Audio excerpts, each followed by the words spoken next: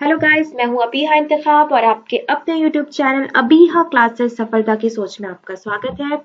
तो आज हम आपको पढ़ाने वाले हैं इब्राहिम लोदी।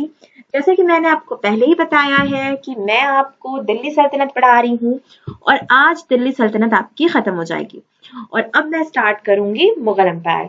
तो हम पढ़ते हैं इब्राहिम लोदी के बारे में। इससे पहले मैंने दिल्ली सल्तनत के चारों डायनेस्टीज और उनके इंपॉर्टेंट रूलर्स को डिटेल में पढ़ाया है आपको। और लोदी डायनेस्टी में मैंने बहलोल और सिकंदर लोदी दोनों पढ़ाया है। और अब मैं आपको पढ़ाने जा रही हूँ इब्राहिम लोदी।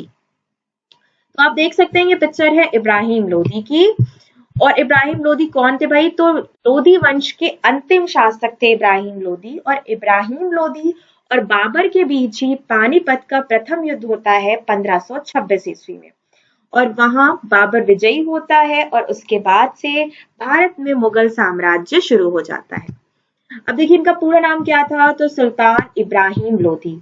जन्म कब हुआ? तो 1480 और मृत्यु 1480 या 90 ईस्वी के बीच में मानी जाती है।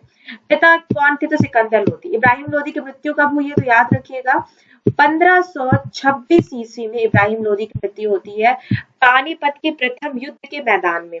तो ये भी कई बार क्वेश्चन आता है कि दिल्ली सल्तनत में ऐसा कौन सा शासक है जो युद्ध के मैदान में मारा गया? तो वो है इब्राहिम लोदी। मृत्यु कब हुई? तो 1526 ईस्वी में, जैसे मैंने अभी आपको बताया। इब्राहिम लोदी का जन्म एवं प्रारंभिक जीवन के बारे में बात करें तो दिल्ली सल्तनत के आखिरी शासक इब्राहिम लोदी का जन्म सिकंदर लोदी के घर। देखिए लोदी वंश का भी अंतिम शासक है और दिल्ली सल्तनत का भी अंतिम शासक है। लोदी के घर 15वीं सदी में जाना जाता है। इतिहासकारों के मुताबिक उनका जन्म 1480 और 90 ईस्वी में हुआ था लगभग। वे सिकंदर लोदी के सबसे छोटे पुत्र थे। वही उनके दादाजी लोदी वंश के संस्थापक बहलोल लोदी थे। उनके पिता सिकंदर लोदी की मौत के बाद इब्राहिम लोदी को लोदी वंश का उत्तराधिकारी बनाया गया, लेकिन वे एक शासक के रूप में ना तो ज्यादा दिन तक राज कर पाए और ना ही लोदी वंश को नई ऊंचाइयों पर पहुंचा पाए, बल्कि उनके रहते उनके द्वारा लिए गए कई गलत फैसलों से लोदी वंश का अंत हो गया और फिर हिंदुस्तान के तख्त पर मुगलों ने डंका बजा दिया। ठीक है, आगे देखते हैं कि शासनकाल कैसा रहा भाई। तो शासनकाल के बारे में बात करते हैं तो हम जानते हैं कि सिकंदर लोदी के पुत्र इब्राहिम लोदी 1517 ईस्वी में आगरा के सिंहासन पर काबिज हुआ। सभी अफगान सरदारों को सर्वसम्मति से इब्राहिम लोदी को लोदी वंश का शासक नियुक्त किया गया। वहीं जब इब्राहिम लोदी लोदी वंश की राजगद्दी पर बैठा था तो सिकंदर लोदी ने लोदी साम्राज्य के विस्तार को लेकर कई सपने बुने।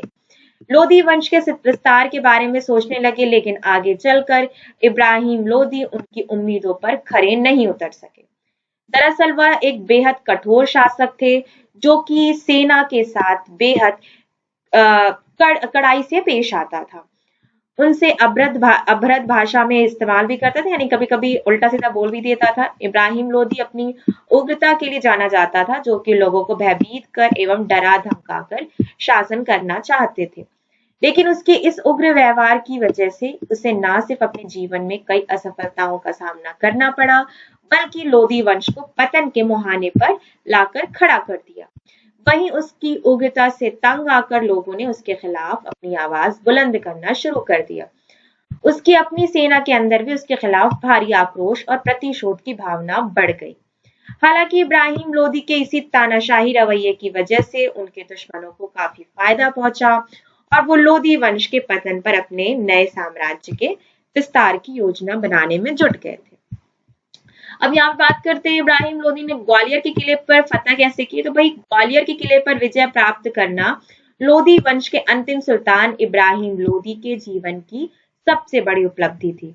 दरअसल इब्राहिम लोदी के पिता सिकंदर लोदी भी ग्वालियर के किले को जीतने के कई बार प्रयास किए थे, लेकिन कुछ खामियों की वजह से वे इसे जीत नहीं पाए, जिसके बाद लोदी वंश का अंत अपने हाथों में लेते ही इब्राहिम लोदी ने शुरुआत हो गई, यानी इस चीज की। सबसे पहले यहाँ पे राजपूतों के खिलाफ मोर्चा खोल दिया इब्राहिम लोदी ने।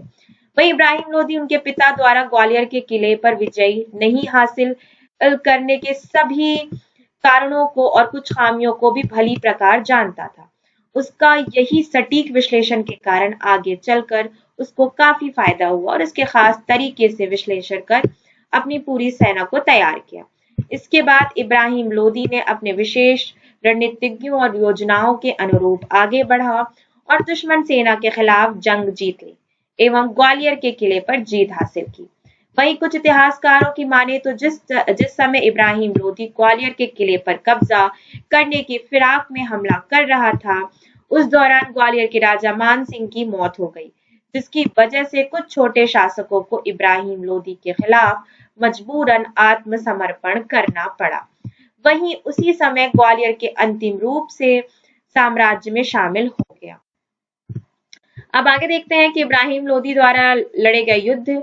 तो 1517 से 1518 ईस्वी के बीच लोदी वंश के आखिरी शासक इब्राहिम लोदी और मेवाड़ के सुल्तान राणा सांगा के बीच घटोली का युद्ध हुआ, जिसमें इब्राहिम लोदी को हार का सामना करना पड़ा। वहीं अप्रैल 1526 ईस्वी में दिल्ली सल्तनत का आखिरी शासक इब्राहिम लोदी के द्वारा मुगल वंश के संस्थापक बाबर के साथ एक और बड़ा युद्ध पानीपत के मैदान में हुआ, जिसमें कुछ खामियों की वजह से इब्राहिम लोदी को हार का सामना करना पड़ा। अब आगे देखते हैं कि इब्राहिम लोदी और मेवाड़ के सुल्तान राणा सांगा के बीच जो भीषण युद्ध हुआ वो क्या था। लोदी वंश के आखिरी शासक इब्राहिम लोदी के उग्र और क्रूर स्वभाव की कड़ी आलोचना होने लगी थी। वहीं इब्राहिम लोदी की सेना के अंदर भी उसके खिलाफ आक्रोश और असंतोष पैदा हो गया था। ऐसे में इब्राहिम लोदी के दुश्मनों की संख्या बढ़ती जा रही थी। सब लोदी वंश के अंत करने की फिराक में योजना बनाने लगे थे।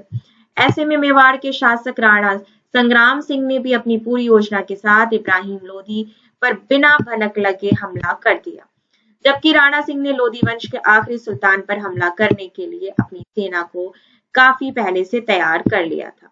वहीं अचानक हुए इस हमले से इब्राहिम लोदी ने पहले तो राणा संग्राम सिंह को रोकने की कोशिश की और जब वे नहीं माने तो इब्राहिम लोदी ने भी राणा संग्राम सिंह को परास्त करने के लिए अपनी पूरी ताकत झोंक दी। लेकिन फिर भी इब्राहिम लोदी इस युद्ध को जीतने में नाकामयाब साबित हुआ। यही नहीं, राणा सांगा के सैनिकों ने तानाशाह शासक इब्राहिम लोदी को बंदी भी बना लिया, लेकिन कुछ दिनों के बाद इब्राहिम लोदी को आजाद होने में सफल रहा। दूसरी तरफ से युद्ध में मेवाड़ के शासक राणा सांगा भी अपना एक हाथ खो बैठा था। इसके बाद राणा सांगा ने चंदेरी पर अधिकार कर लिया। इब्राहिम लोदी और बाबर के बीच पानीपत का युद्ध ये बहुत इंपॉर्टेंट माना जाता है। दिल्ली सल्तनत के आखिरी सुल्तान इब्राहिम लोदी और मुगल वंश के संस्थापक बाबर के बीच पानीपत के मैदान में 1526 ईस्वी में भीषण लड़ाई हुई। इन दोनों शासकों की ऐतिहासिक लड़ाई पानीपत की 3 लड़ाइयों में सबसे भयंकर और खतरनाक लड़ाई मानी जाती है। आपको बता दें कि इस लड़ाई को लड़ने के लिए इब्राहिम लोदी ने काफी पहले से अपने विशाल सेना को खास करके रणनीति के साथ परीक्षण देना शुरू कर दिया था। इतिहासकारों की माने तो इब्राहिम लोदी ने करीब 30,000 से 40,000 सैनिकों को मुगल सेना के खिलाफ मोर्चा खोलने के लिए तैयार किया था, लेकिन फिर भी उसकी विशाल सेना मुगल सम्राट बाबर की सिर्फ 15,000 सैनिकों के सामने ढीली पड़ गई थी। बाबरनामा के मुताबिक मुगल सम्राट बाबर की सेना संख्या के हिसाब से कम जरूर थी, लेकिन उसमें कई आधुनिक तकनीक से लैस नवीनतम हथियार, बंदूक, तोपें भी शामिल थी। उसके साथ ही सभी सैनिक भी बेहद अनुभवी और सैन्य गुणों से परिपूर्ण थे, जो धनुष बाण विद्या में भी परिपक्व थे। वहीं अनुभवी मुगल सम्राट बाबर की बेहतरीन कुशल रणनीति और सूझबूझ और आधुनिक शस्त्रों की ताकत के सामने लोदी वंश के आखिरी शासक इब्राहिम लोदी की विशाल सैन्य बल कमजोर पड़ गया था। इब्राहिम की सेना के पास सिर्फ तलवार, लाठी, भाला, कुल्हाड़ी और धनुष बाण थे। इसके अलावा इब्राहिम लोदी के पास कुछ विस्फोटक हथियार भी थे, लेकिन तोपों के सामने उनका कोई मुकाबला नहीं था। वहीं इब्राहिम लोदी की सेना में सबसे बड़ी खामी यह थी कि उसमें एकता नहीं थी और न ही उनका सही दिशा में नेतृत्व किया गया था। मुगल सम्राट बाबर एक अनुभवी और कुशल शासक था, जो कि इस लड़ाई से पहले कई और बड़ी लड़ाइयां लड़ चुका था। वहीं दूसरी तरफ सिकंदर लोदी के पुत्र इब्राहिम लोदी के पास शासकीय योग्यता और तजुर्बे की कमी थी। इसलिए इस लड़ाई में बाबर की सेना ने इब्राहिम लोदी के सेना को काफी नुकसान पहुंचाया था। यही नहीं, बाबर ने बारूद का इस्तेमाल कर इब्राहिम लोदी की सेना को उनके सामने घुटने टेकने पर मजबूर कर दिया। हालांकि इब्राहिम लोदी ने इस लड़ाई को जीतने में अंत तक लगे रहे, लेकिन बाबर की कुशल रणनीति पर भारी पड़, यानी कि जो बाबर की रणनीति थी वो इब्राहिम लोदी पर भारी पड़ गई और इस लड़ाई में इब्राहिम लोदी बुरी तरह से परास्त हुए। पानीपत के इस युद्ध में 21 अप्रैल 1526 को मुगल सम्राट बाबर ने इब्राहिम लोदी को मौत के घाट उतार दिया। इस तरह लोदी वंश का अंत हो गया और दिल्ली के तख्त पर मुगल का राज हो गया। तो आपको वीडियो कैसा लगा हमें बताइएगा, कमेंट सेक्शन में आप बताइएगा कि अगर आपको कोई और टॉपिक पढ़ना है। आज का वीडियो बस इतना ही। थैंक यू दोस्तों।